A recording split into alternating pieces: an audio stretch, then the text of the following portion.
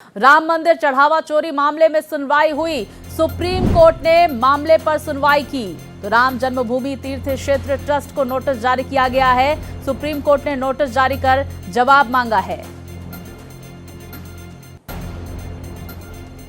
Police की inquiry है, इसको लेकर के स्टेटस रिपोर्ट कोर्ट में फाइल की जाए। अभी क्योंकि एसआईटी की जांच प्रक्रिया पे भी काफी सवाल थे, तो आपको लगता है कि वो भी जांच के घेरे में है? Let the status report come to the court. The honorable court would take call in the matter after going through the status report. We are not supposed to comment on that actually. तो देखिए, supreme court ने notice जारी कर मांगा जवाब। सोमवार से पहले स्टेटस रिपोर्ट दाखिल करे, सुप्रीम कोर्ट की तरफ से कहा गया। तो सुप्रीम कोर्ट अयोध्या में श्री राम मंदिर में चढ़ावे की कथित गड़बड़ी की जांच की मांग को लेकर दायर याचिका पर राम जन्मभूमि तीर्थ क्षेत्र ट्रस्ट को नोटिस जारी कर जवाब मांगा है। मामले की सुनवाई के दौरान सुप्रीम कोर्ट ने मामले में एफआईआर दर्ज किया जा चुका है, ये बातें कही गई। तो राज्य सरकार ने एसआईटी का गठन किया है, लिहाजा अगले सोमवार से पहले स्टेटस रिपोर्ट दाखिल करे, इस तरह की टिप्पणी कोर्ट की तरफ से की गई है। आपको बता दें कि इस पूरे मामले में 20 जुलाई को एक बार फिर से सुनवाई की जाएगी। सुप्रीम कोर्ट की तरफ से 3 जजों की बेंच ने इस पर सुनवाई की। विस्तार से जानकारियों के साथ हमारे सहयोगी गोपाल हमारे साथ जुड़ गए हैं। गोपाल, क्या कुछ जानकारियां इस सुनवाई के दौरान सामने निकल कर आई और कब तक एसआईटी को स्टेटस रिपोर्ट सौंपनी है, क्या जानकारी सामने आ रही गोपाल?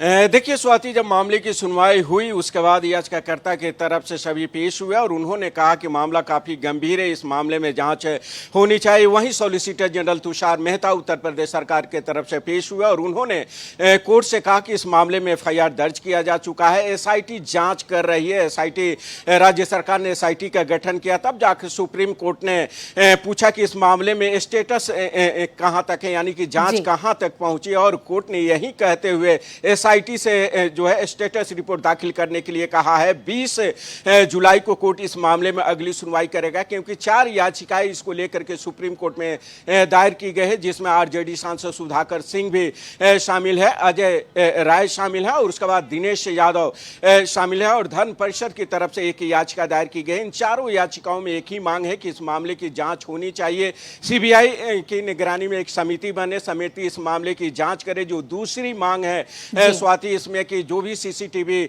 कैमरा है और बाकी जो इससे संबंधित अन्य दस्तावेज है उसको अपने कब्जे में लेने के निर्देश दिया जाए। जो तीसरी मांग है कि अभी तक जितने भी चढ़ाया गया है उसके लिए उसका ऑडिट कराया जाए और उसकी रिपोर्ट अदालत को सौंपने का निर्देश दिया जाए। तो इन मांगों को लेकर के याचिका दायर की गई थी, जिस याचिका पर सुनवाई के बाद कोर्ट ने स्टेटस रिपोर्ट गोपाल, अभी कुछ देर पहले भी आप हमारे दर्शकों को जानकारी दे रहे थे कि सीबीआई जांच से संबंधित भी इसमें अपील की गई है। सीबीआई जांच को लेकर क्या टिप्पणी कोर्ट की तरफ से की गई? क्या स्टेटस रिपोर्ट देखने के बाद कोई टिप्पणी की जा सकती है या फिर कोई चर्चा हुई है कोर्ट में इसको लेकर? देखिए स्वाति, इसको लेकर के फिलहाल कोई चर्चा नहीं हुई है, लेकिन अब सब कुछ निर्भर करता है कि राज्य सरकार यानी कि एसआईटी की तरफ से जो स्टेटस रिपोर्ट अदालत को सौंपी जाएगी और उस रिपोर्ट को कोर्ट देखेगा, उसके बाद ही कोर्ट उस आधार पर कोई आदेश जारी करेगा। क्योंकि कई जो मांगे हैं, अलग अलग कुछ मांगे की गई हैं अलग अलग याचिकाओं में, उसको भी कोर्ट देखेगा कि क्या राज्य सरकार जब खुद एसआईटी का गठन कर चुकी है, एसआईटी जांच कर रही है, एसआईटी जांच का जो समय सीमा है 15 जुलाई तक राज्य सरकार पहले ही बढ़ा चुकी है, तो क्या अलग से इस मामले में सीबीआई की निगरानी में समिति गठित करने की आवश्यकता है या नहीं है, यह रिपोर्ट के ऊपर निर्भर करता है। अगर सुप्रीम कोर्ट को लगता है कि एसआईटी जांच सही दिशा में चल रही है और रिपोर्ट जो है सही है, फिर सुप्रीम कोर्ट जो है अलग से इस मामले में सीबीआई की निगरानी में एसआईटी जांच करने का आदेश नहीं दे सकता है। लेकिन देखना होगा कि जो अभी तक जांच हुई है उस जांच में क्या कुछ निकल करके सामने आया है और उस रिपोर्ट के आधार पर कोर्ट क्या आदेश देता है।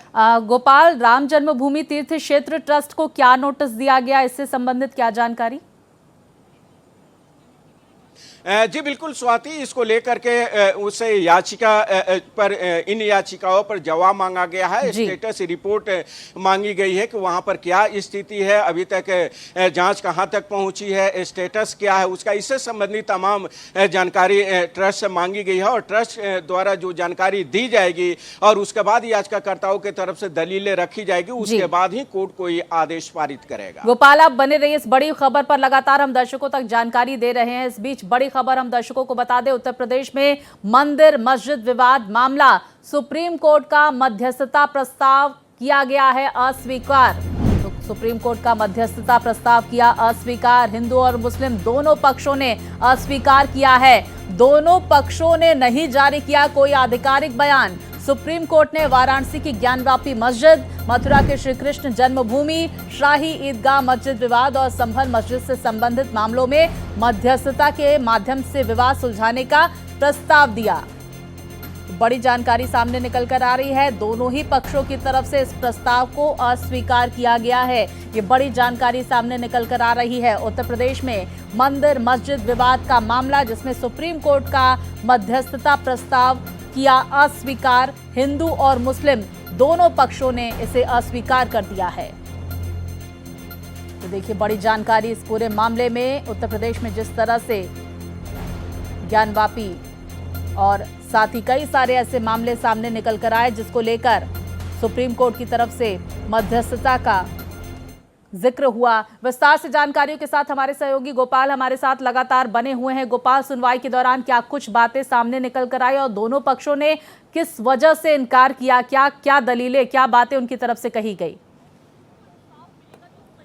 देखिए, इसका खुलासा नहीं हुआ है, लेकिन दोनों पक्ष यानी कि हिंदू और मुस्लिम पक्ष के माने तो उनका मानना है कि इस मामले में अदालत मध्यस्थता के लिए कैसे भेज सकता है। यही कहते हुए जो अदालत ने कहा था कि संभल, मथुरा और राम बाकी जो मामले हैं उन मामले ज्ञानवापी मामले को हम मध्यस्थता के लिए भेज रहे हैं और मध्यस्थता के जरिए इस मामले का हल निकाला जाएगा, जिसे दोनों पक्षों ने अस्वीकार कर दिया। हालांकि आधिकारिक तौर पर स्वाति इसको लेकर के कोई बयान जारी नहीं किया गया है, न ही कोई जो है प्रेस रिलीज जारी की गई है, लेकिन जो सूत्र हैं उसके मुताबिक दोनों पक्षों ने इस पर जो है मध्यस्थता में जाने से इनकार किया है। हालांकि सुप्रीम कोर्ट का मानना है कि सुप्रीम कोर्ट के 75 वर्ष के जो पूरा होने के उपलक्ष्य में इस तरीके के जो भी मामले हैं उस मामले को मध्यस्थता के जरिए सुलझाए जाने पर विचार किया जा रहा है। इसी को लेकर के एक समिति बनी है और सुप्रीम कोर्ट इसको लेकर के 20, 21 और 22 अगस्त की तारीख तय की है और 20, 21, 22 अगस्त को सुप्रीम कोर्ट में लोक अदालत लगाया जाएगा और उसी के जरिए जो है इस पर सुलझाने की कोशिश की जाएगी। लेकिन उससे पहले 14 जुलाई को बनारस में लोक अदालत लगेगा, वहां पर सबसे पहले मामले की सुनवाई होगी। लेकिन मुस्लिम पक्ष ने इन सभी बातों को दरकिनार कर दिया। हालांकि सुप्रीम कोर्ट का मानना है कि जो भी इस तरीके के मामले हैं, सिविल हो या क्रिमिनल हो, जो लंबे समय से और इस तरीके के विवादित हैं, उसे मध्यस्थता के जरिए हल निकाला जाना चाहिए। बहुत शुक्रिया आपका गोपाल, विस्तार पूर्वक जानकारी दोनों ही खबरों में आपने हमारे दर्शकों तक पहुंचाई है।